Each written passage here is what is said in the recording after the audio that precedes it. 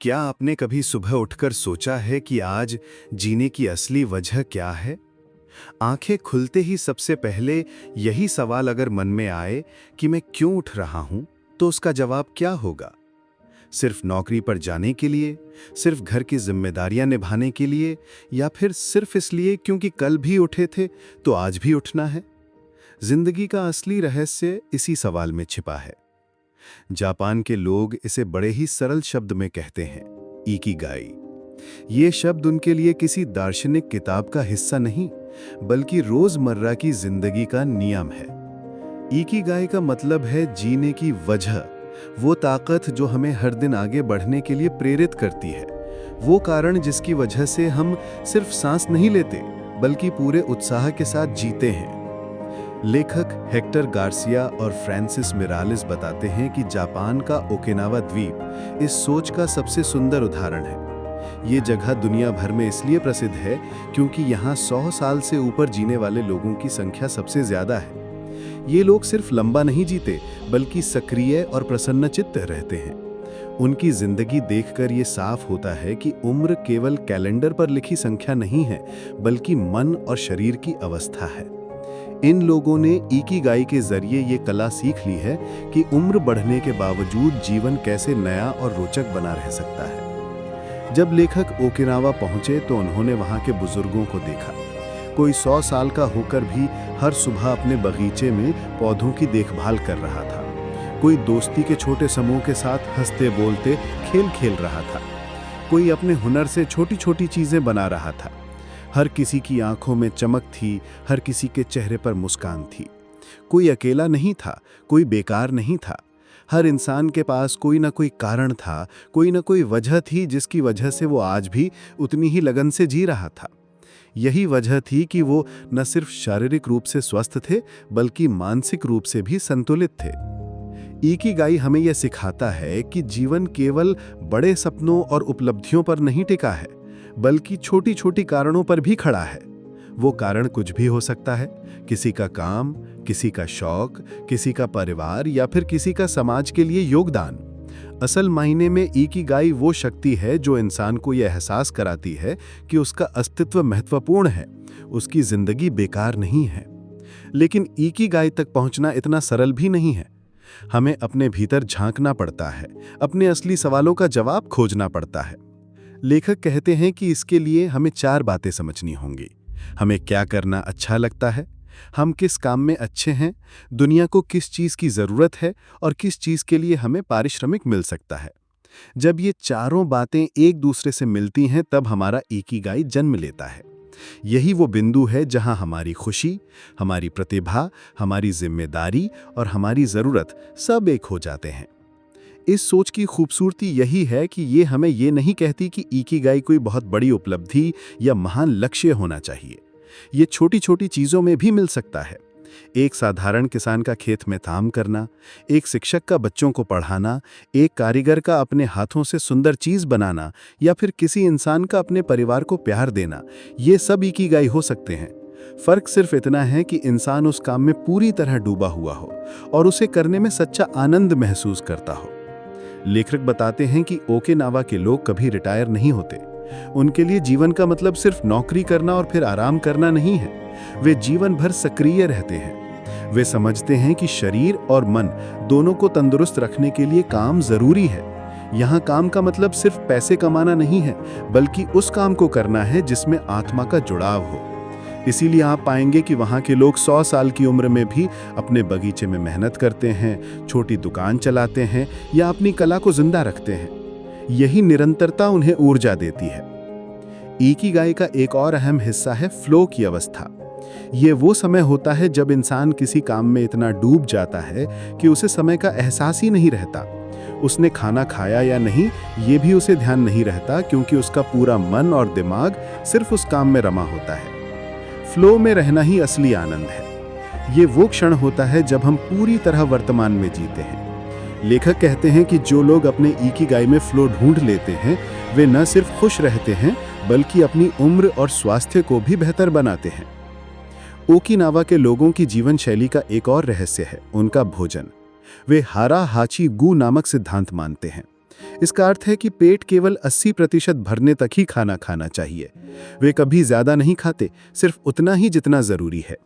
यही कारण है कि उनमें मोटापा और बीमारियां बहुत कम होती हैं। उनका भोजन साधारण लेकिन पोषक होता है। ताज़ी सब्जियां, समुद्री शैवाल और हल्का भोजन उनकी थाली में हमेशा होता है। यही संतुलन उन्हें लंबी और स्वस्थ जिंदगी देता है। सिर्फ भोजन और काम ही नहीं, उनकी सामाजिक संरचना भी अनोखी है। वहाँ के लोग मोआई नामक परंपरा निभाते हैं। ये दोस्तों का एक समूह होता है जो जीवन भर एक दूसरे के साथ रहता है। वे एक दूसरे की मदद करते हैं, साथ बैठते हैं, बातचीत करते हैं और जीवन की समस्याओं को साझा करते हैं। ये सहयोग उन्हें मानसिक और भावनात्मक शक्ति देता है।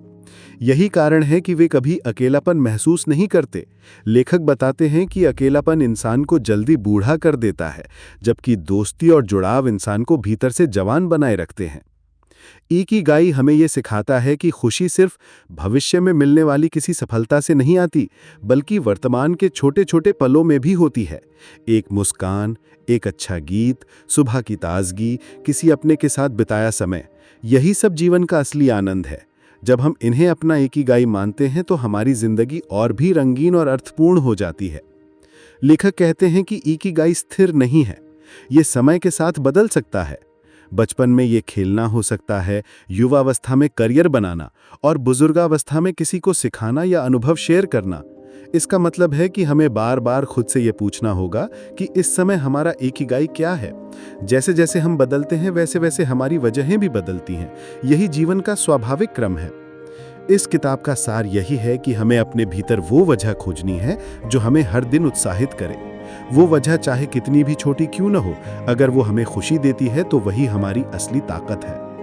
इकिगाई हमें ये सिखाता है कि लंबी उम्र का राज केवल शरीर की देखभाल में नहीं, बल्कि मन और आत्मा के संतुलन में भी है। जब इंसान अपने काम, अपने रिश्तों और अपनी सोच में सामंजस्य बना लेता है, तभी वो वास्तव में लंबा और सुखी जीवन जी सकता है। जब इंसान अपने जीवन में किसी कारण को पकड़ लेता है तो वो कठिनाइयों से भी ऊपर उठ जाता है। यही इकिगाई की असली ताकत है। ओकिनावा के लोग ये मानते हैं कि अगर आपके पास जीने की कोई वजह है तो चाहे परिस्थितियां कितनी भी कठिन क्यों ना हो, आप उन्हें सह सकते हैं। यही वजह है कि वहाँ के लोग हर परिस्थिति में मुस्कुराते हैं। ये मुस्कान उनकी आदत नहीं, बल्कि उनके जीवन का हिस्सा है। वे समझते हैं कि जीवन का आनंद केवल आसान दिनों में नहीं, बल्कि मुश्किल दिनों में भी ढूंढा जाना चाहिए। लेखक बताते हैं कि जब उन्होंने इन लोगों से बात की तो उन्हें ये साफ महसूस हुआ कि वहाँ किसी को जल्दी नहीं है। उनका हर काम धीरे धीरे होता है, लेकिन पूरे ध्यान और प्यार से होता है। चाहे वो खाना पकाना हो या बगीचे में पौधों को पानी देना, वे सब कुछ धैर्य से करते हैं। यही उनका रहस्य है। वे वर्तमान पल में जीते हैं, न अतीत की चिंता, न भविष्य की बेचैनी। यही माइंडफुलनेस उनकी सेहत और खुशी दोनों को संभाले रखती है। इकिगाई हमें यह भी सिखाता है कि जीवन में बदलाव स्वाभाविक है। हम अक्सर सोचते हैं कि अगर सब कुछ स्थिर हो जाए तो हम सुखी होंगे, लेकिन सच्चाई यह है कि जीवन हमेशा गतिशील है। आज जो काम हमें खुशी देता है, कल वही बोझ भी बन सकता है। इसलिए जरूरी है कि हम लचीले बने रहें और अपने इकिगाई को समय समय पर पहचानते रहें। ओकिनावा के लोग अपने जीवन में बदलाव को सहजता से स्वीकार करते हैं। वे नए मौसम, नए अनुभव और नई परिस्थितियों का स्वागत करते हैं। यही कारण है कि वे बूढ़े होने पर भी उत्साहित रहते हैं। इस सोच में एक और महत्वपूर्ण तत्व है सादगी। वे लोग भौतिक वस्तुओं के पीछे नहीं भागते। उनका जीवन सादा होता है, लेकिन उसमें संतोष बहुत गहरा होता है।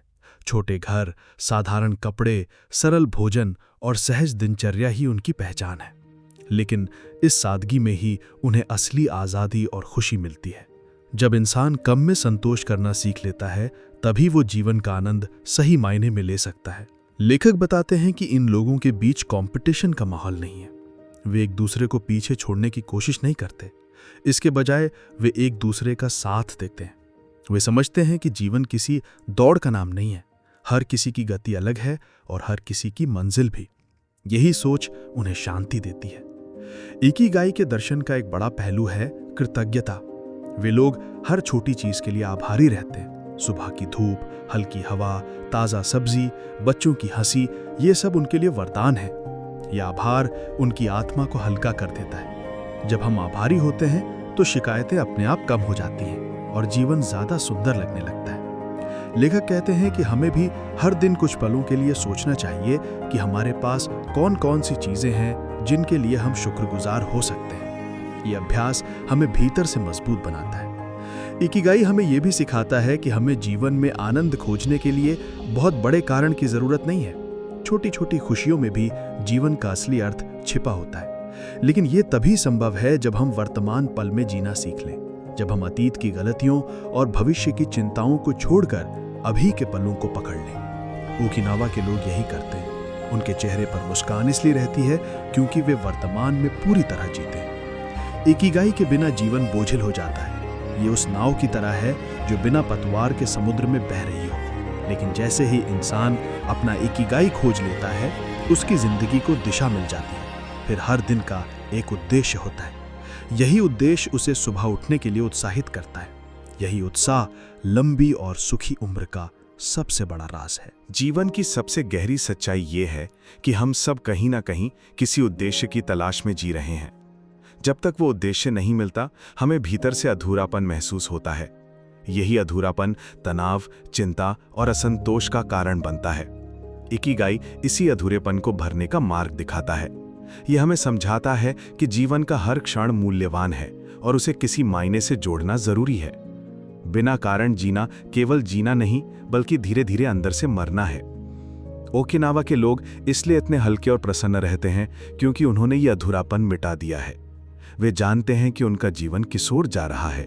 उन्हें हर सुबह यह एहसास होता है कि आज का दिन क्यों खास है। ये खासियत बड़े कामों में नहीं, बल्कि छोटे छोटे पलों में छिपी होती है। यही उन्हें मजबूती देता है। इकिगाई केवल काम के बारे में नहीं है, ये जीवन के हर पहलू को छूता है। जैसे उनके खानपान को देखिए, वे लोग संतुलित भोजन करते हैं। वहां एक कहावत है, हरा हाचीबू, जिसका अर्थ है कि केवल तब तक खाओ जब तक पेट 80% भर जाए। ये सोच उन्हें बीमारियों से बचाती है और लंबी उम्र देती है। वे खाते समय जल्दी नहीं करते, धीरे धीरे स्वाद लेकर खाते हैं। यही उन्हें भोजन से आनंद देता है और शरीर को हल्का। उनका खानपान प्रकृति के साथ तालमेल में होता है। ताज़ी सब्जियां, मौसमी फल, समुद्री भोजन और हरी पत्तियां उनके भोजन का हिस्सा होती हैं। प्रोसेस्ड और भारी भोजन से वे दूरी बनाए रखते हैं। ये सादगी उनके शरीर को ऊर्जा देती है और मन को शांति। लेखक कहते हैं कि आधुनिक दुनिया में हम जरूरत से ज्यादा खाते हैं। यही हमारी बीमारियों की जड़ है। ओकिनावा के लोग हमें सिखाते हैं कि कम लेकिन पौष्टिक खाना ही सेहत का राज है। इकिगाई का एक और गहरा पहलू है कि हमें हर दिन कुछ नया सीखते रहना चाहिए। ओकिनावा के लोग बूढ़े होने पर भी नई चीजें सीखते हैं। कोई नया गीत, कोई नई कला, कोई नया शौक। वे अपने दिमाग को हमेशा सक्रिय रखते हैं। यही वजह है कि उनकी याददाश्त कमजोर नहीं होती और उनका दिमाग हमेशा तरोताजा रहता है। वे मानते हैं कि जब तक हम सीखते रहते हैं, तब तक हम जवान बने रहते हैं। लेखक बताते हैं कि इन लोगों में सबसे बड़ी खूबी ये है कि वे कभी रिटायर नहीं होते। वे जीवन भर कुछ ना कुछ करते रहते हैं। उनका काम उनकी पहचान है, उनका शौक ही उनका पेशा है और उनका पेशा ही उनका शौक है। यही उनके इकिगाई का मूल है। जब इंसान अपने काम को केवल कमाई का साधन नहीं, बल्कि अपने जीवन का उद्देश्य मान लेता है, तो काम बोझ नहीं रहता। यही सोच उन्हें बूढ़े होने पर भी सक्रिय रखती है। इकिगाई हमें यह भी बताता है कि रिश्तों की अहमियत कितनी गहरी है। ओकिनावा में लोग कभी अकेले नहीं रहते। वे मोआए नामक छोटे समूहों में जुड़े रहते हैं। ये समूह जीवन भर के दोस्त होते हैं। वे साथ बैठते हैं, बातें करते हैं, जरूरत पड़ने पर एक दूसरे की मदद करते हैं।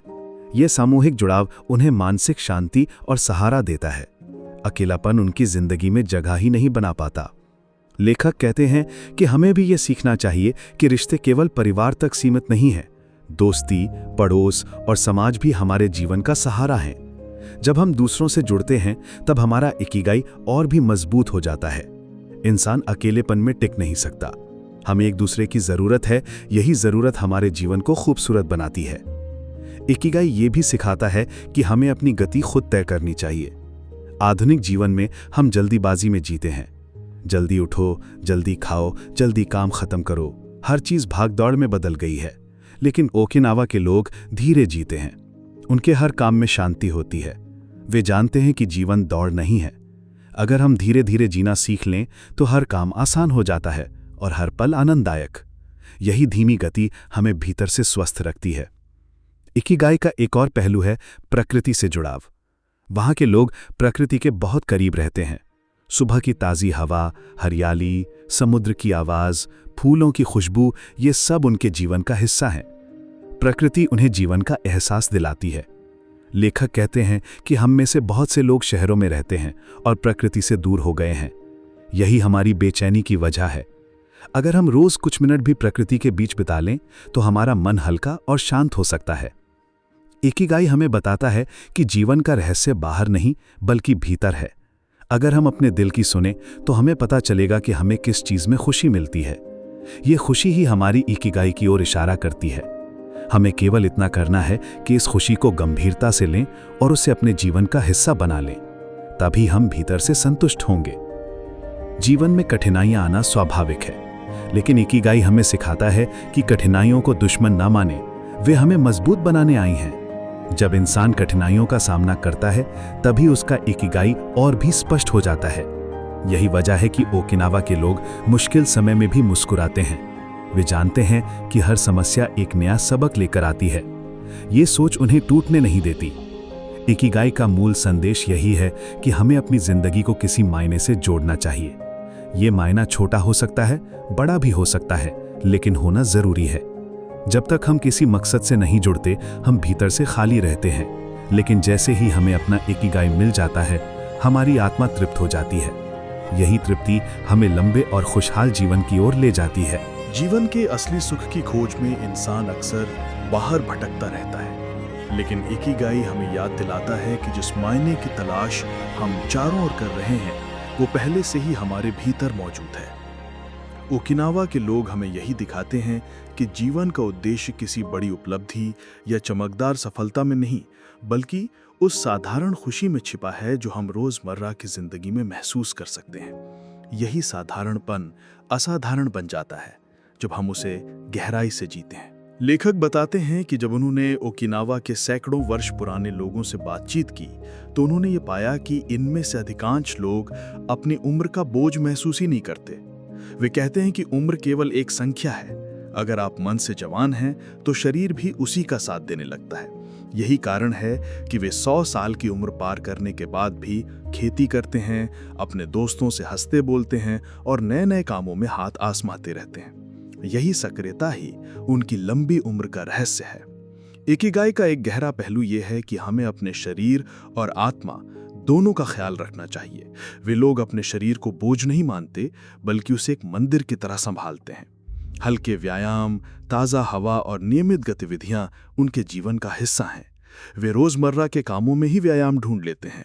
खेतों में काम करना, घर साफ करना, बगीचे में पौधे लगाना, उन्हें अलग से जिम जाने की जरूरत नहीं होती, क्योंकि उनका पूरा जीवन ही सक्रियता से भरा होता है। लेकिन केवल शरीर ही नहीं, वे आत्मा की भी देखभाल करते हैं। ध्यान, प्रार्थना और शांति के क्षण उनके जीवन का हिस्सा हैं। वे अपने भीतर झांकने का समय निकालते हैं। यही आंतरिक शांति उन्हें जीवन की हर परिस्थिति को सहजता से स्वीकारने की ताकत देती है। जब भीतर शांति होती है तो बाहर का शोर हमें हिला नहीं सकता। यही उनका रहस्य है। इकिगाई हमें यह भी बताता है कि हर दिन को एक उपहार मानना चाहिए। वे लोग सुबह उठते ही धन्यवाद करते हैं कि उन्हें एक नया दिन मिला है। ये सोच उन्हें जीवन के प्रति आभारी बनाती है। जब हम जीवन को उपहार मानने लगते हैं तो हर पल मूल्यवान हो जाता है। तब शिकायतें कम और संतोष ज्यादा होता है। यही संतोष हमें लंबा जीवन देता है। उनकी जिंदगी का एक और रहस्य है समुदाय से जुड़ाव। वे कभी अकेले नहीं रहते। हर व्यक्ति किसी न किसी समूह से जुड़ा होता है। ये समूह उन्हें भावनात्मक सहारा देते हैं। जब कोई बीमार होता है तो पूरा समूह उसका साथ देता है। जब किसी के पास संसाधन की कमी होती है तो सब मिलकर उसकी मदद करते हैं। यही जुड़ाव उनके जीवन को सुरक्षित और तनाव मुक्त बनाता है। आधुनिक दुनिया में जहां लोग अकेलेपन से जूझ रहे हैं, वहां से हमें ये बड़ा सबक मिलता है। इकिगाई हमें ये भी सिखाता है कि हमें काम को खेल की तरह लेना चाहिए। अगर हम अपने काम में मजा लेने लगें तो वो बोझ नहीं लगता। ओकिनावा के लोग अपने काम में आनंद खोजते हैं, चाहे वो खेती हो या हस्तकला। वे उसे खेल की तरह जीते। यही वजह है कि उन्हें थकान महसूस नहीं होती। वे जितना काम करते हैं उतना ही खुश रहते हैं। लेखक कहते हैं कि यही सोच हमें भी अपनानी चाहिए। जीवन में छोटी छोटी खुशियों को पहचानना भी इकिगाई का हिस्सा है। एक फूल का खिलना, बच्चों की हंसी, दोस्तों के साथ चाय, हल्की बारिश की बूंदें, ये सब उनके लिए कीमती हैं। वे इन्हें हल्के में नहीं लेते। यही छोटी खुशियां उनके जीवन को रोशनी से भर देती हैं। अगर हम भी इन्हें महसूस करना सीख लें तो हमारी जिंदगी बदल सकती है। इकिगाई का एक गहरा संदेश ये भी है कि हमें कभी बढ़ना बंद नहीं करना चाहिए। चाहे हम कितने भी बड़े हो जाएं, हमें सीखते रहना चाहिए। यही हमें जिंदा रखता है। लेखक बताते हैं कि उन्होंने ऐसे बुजुर्गों से मुलाकात की जो 100 साल की उम्र में भी नई चीजें सीख रहे थे। कोई नई भाषा, कोई नया गीत, कोई नया कौशल। उनके लिए यह सब उत्साह का हिस्सा था। यही उत्साह उन्हें जवान रखता था। इकिगाई ये भी कहता है कि जीवन में संतुलन जरूरी है। काम और आराम, शरीर और आत्मा, खुद और समाज, हर पहलू में संतुलन होना चाहिए। अगर हम किसी एक ओर झुक जाएं तो जीवन असंतुलित हो जाता है। ओकिनावा के लोग इस संतुलन को सहजता से जीते हैं। वे काम भी करते हैं, आराम भी करते हैं, परिवार के साथ समय भी बिताते हैं और समाज के लिए भी योगदान देते हैं। यही संतुलन उनकी लंबी उम्र का आधार है। लेखक कहते हैं कि हमें भी अपनी जिंदगी में यह संतुलन लाना होगा। अगर हम केवल काम करेंगे और आराम नहीं करेंगे तो हम थक जाएंगे। अगर हम केवल आराम करेंगे और कुछ नया नहीं करेंगे तो हम बोर हो जाएंगे। इसलिए जीवन का आनंद तभी है जब हम दोनों को संतुलित रखें। इकिगाई का अंतिम लेकिन सबसे महत्वपूर्ण पहलू यह है कि हमें जीवन को हल्के में लेना चाहिए। ज्यादा गंभीरता जीवन का आनंद छीन लेती है। ओकिनावा के लोग हल्के फुल्के रहते हैं। वे हंसते हैं, मजाक करते हैं, गाते हैं, नाचते हैं। वे हर पल को जीते हैं। यही हल्कापन उन्हें मानसिक रूप से स्वस्थ रखता है। लेखक कहते हैं कि इकिगाई केवल कोई सिद्धांत नहीं बल्कि जीने का तरीका है। ये हमें सिखाता है कि जीवन का उद्देश्य खोजो, लेकिन उसके साथ ही जीवन का आनंद लेना भी मत भूलो। हर दिन को मायने दो, लेकिन साथ ही हर दिन को जियो भी। यही सोच हमें लंबा और खुशहाल जीवन दे सकती है। जीवन का अंतिम लक्ष्य केवल लंबा जीना नहीं है, बल्कि ऐसा जीवन जीना है जिसमें हर दिन अर्थ से भरा हो। इकिगाई यही सिखाता है कि लंबी उम्र तभी मायने रखती है जब उसमें खुशी, संतोष और उद्देश्य जुड़ा हो। ओकिनावा के लोग हमें ये सच्चाई बार बार दिखाते हैं कि 100 साल की उम्र पाने के बावजूद वे जवान दिल से जीते हैं। उनके चेहरे की मुस्कान और उनकी आंखों की चमक इस बात का प्रमाण है कि जीवन को अगर सही ढंग से जिया जाए तो बुढ़ापा केवल शरीर में आता है, आत्मा में नहीं। लेखक कहते हैं कि इकिगाई का असली सार ये है कि हमें किसी न किसी काम में डूबे रहना चाहिए। वो काम चाहे बड़ा हो या छोटा, मायने ये रखता है कि उसमें हमारी आत्मा जुड़ी हो। जब हम किसी काम में पूरे दिल से शामिल होते हैं तो समय का एहसास ही मिट जाता है। यही अवस्था फ्लो कहलाती है। ओकिनावा के लोग इस अवस्था में जीते हैं। उनके पास करने के लिए कुछ ना कुछ हमेशा होता है और यही उन्हें जीवन की गहराई देता है। इस दर्शन में एक और महत्वपूर्ण पहलू है धैर्य। वे लोग जल्दबाजी नहीं करते। उनके हर काम में धैर्य झलकता है। वे मानते हैं कि जल्दीबाजी में किया गया काम अधूरा रह जाता है। धीरे धीरे पूरे मन से किया गया काम ही जीवन का आनंद देता है। यही सोच उनके जीवन को शांत और संतुलित रखती है। इकिगाई ये भी बताता है कि हमें जीवन में बदलाव को सहजता से स्वीकारना चाहिए। अक्सर हम बदलाव से डरते हैं और सोचते हैं कि ये हमें अस्थिर कर देगा, लेकिन सच्चाई ये है कि बदलाव ही जीवन की सबसे बड़ी सच्चाई है। ओकिनावा के लोग हर मौसम को, हर परिस्थिति को खुले दिल से अपनाते हैं। वे जानते हैं कि बदलाव नया अनुभव लेकर आता है। यही सोच उन्हें लचीला और खुशमिजाज बनाए रखती है। उनकी जीवन शैली में एक और राज है प्रकृति के साथ तालमेल।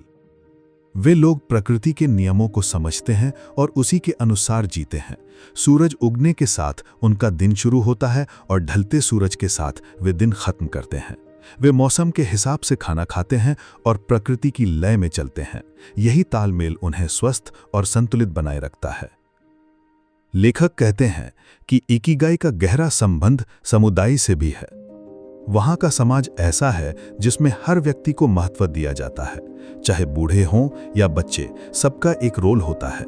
हर कोई योगदान देता है, यही योगदान उन्हें आत्मविश्वास और सम्मान देता है। जब इंसान ये महसूस करता है कि वो किसी बड़े समूह का हिस्सा है, तो उसकी जिंदगी का उद्देश्य और भी मजबूत हो जाता है। इकिगाई हमें ये भी सिखाता है कि हमें अपने जीवन में संतुलित भावनाएं रखनी चाहिए। गुस्सा, ईर्ष्या, लालच, ये सब भावनाएं हमें भीतर से खोखला कर देती हैं। ओकिनावा के लोग इन भावनाओं से दूर रहते हैं, वे शांत और संयमित रहते हैं। उनकी सकारात्मक सोच ही उन्हें लंबी उम्र देती है।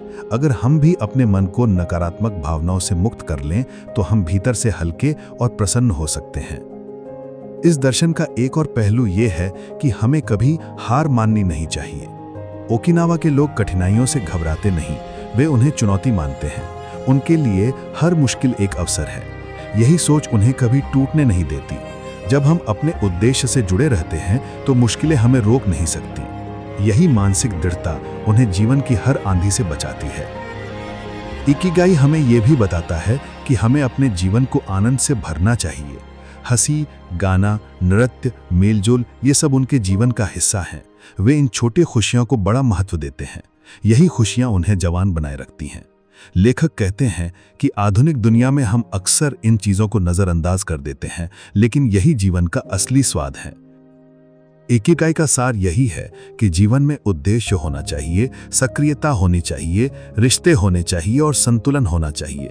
यही चार स्तंभ मिलकर हमें लंबा और खुशहाल जीवन देते हैं। अगर इनमें से कोई एक भी स्तंभ कमजोर हो जाए, तो जीवन अधूरा हो जाता है। ओकिनावा के लोग हमें दिखाते हैं कि जब ये चारों स्तंभ मजबूत होते हैं, तो जीवन सचमुच एक आशीर्वाद बन जाता है। लेखक कहते हैं कि अगर हम अपने जीवन को बदलना चाहते हैं, तो हमें इकिगाई की ओर लौटना होगा। हमें यह देखना होगा कि हमें किस काम में खुशी मिलती है, किस वजह से हम हर सुबह उठने के लिए उत्साहित होते हैं। यही इकिगाई हमारा असली मार्गदर्शन करेगा। जब तक हम ये खोज नहीं करते, तब तक हमारी जिंदगी अधूरी है। आखिरकार इकिगाई हमें यह सिखाता है कि जीवन का रहस्य किसी बड़ी उपलब्धि में नहीं, बल्कि उस मायने में है जो हमें हर दिन जीने की